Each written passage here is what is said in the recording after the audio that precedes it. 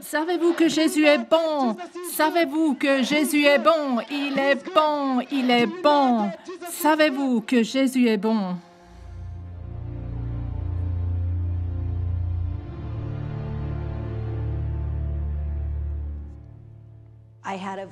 J'ai eu une vision. J'ai eu une vision qui a changé ma vie. Et je ne serai plus jamais la même. J'ai vu des centaines et des centaines de milliers d'enfants. Et j'ai pensé, je ne veux pas voir cela. J'ai commencé à crier à haute voix, non, non. Puis Jésus s'est manifesté. Il m'a regardé avec ses yeux d'amour, ses yeux brûlants, passionnés, ardents d'amour, comme il m'a regardé et tout a changé. Il m'a regardé et il m'a dit, il y aura toujours assez parce que je suis mort. Il y aura toujours assez parce que je suis mort.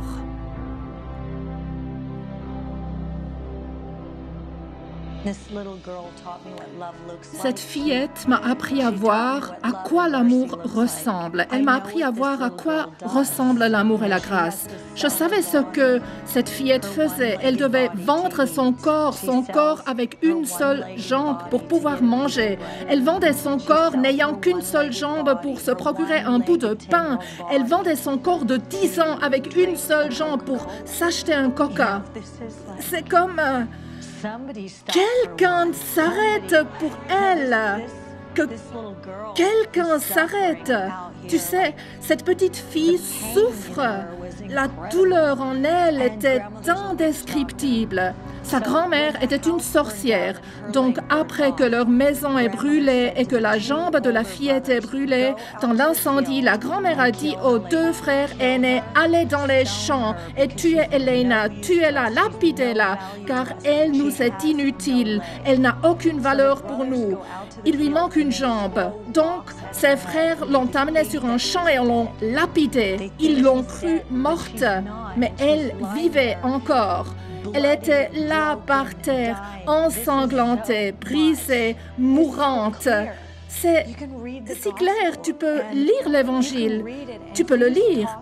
Mais si tu parles juste aux gens, sans en avoir réalisé à quoi l'amour doit ressembler, tu dirais seulement à Elena, « Je suis vraiment désolée que tu aies vécu cela. Quelle vie pourrie tu as !»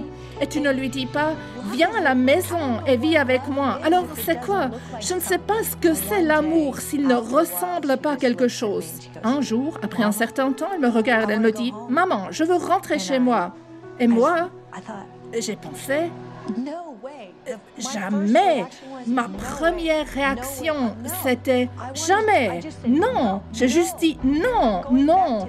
Tu ne rentres pas dans ce foyer. C'est la famille la plus dysfonctionnelle dont j'ai jamais entendu parler. Et je connais pas mal de familles. Non. Alors là, non. Et elle m'a répondu, que veux-tu dire? Que penses-tu? C'est toi qui m'as enseigné la grâce. Tu as dit « Jésus pardonne ». Tu as dit « Jésus aime ». Tu as dit « Jésus aime ». Tu m'as dit « L'amour doit ressembler à quelque chose ». Tu as parlé de la grâce. Elle a dit « Comment ne puis-je pas rentrer chez moi ?» Elle leur parlait de l'amour.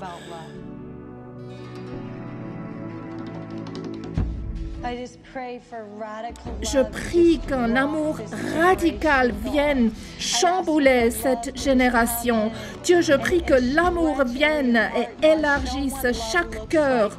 Montre-leur à quoi l'amour ressemble, Seigneur. Montre-leur à quoi l'amour ressemble, Dieu, pour qu'ils aillent aux endroits les plus sombres, qu'ils aillent dans les bordels, dans les bouches des toxicomanes, dans les rues, qu'ils aillent dans les villages, qu'ils aillent dans les universités et qu'ils s'arrêtent pour ce quelqu'un, chaque jour de leur vie. Ce n'est pas compliqué de s'arrêter pour quelqu'un.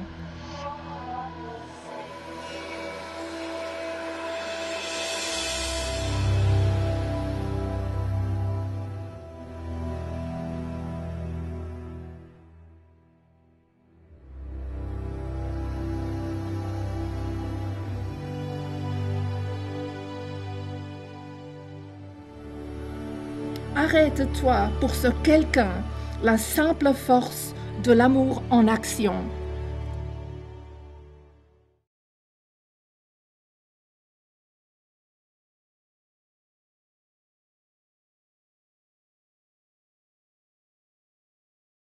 Traduction en français par Annette von Lerber, avec l'interprète suisse Iris. Message de Heidi Baker.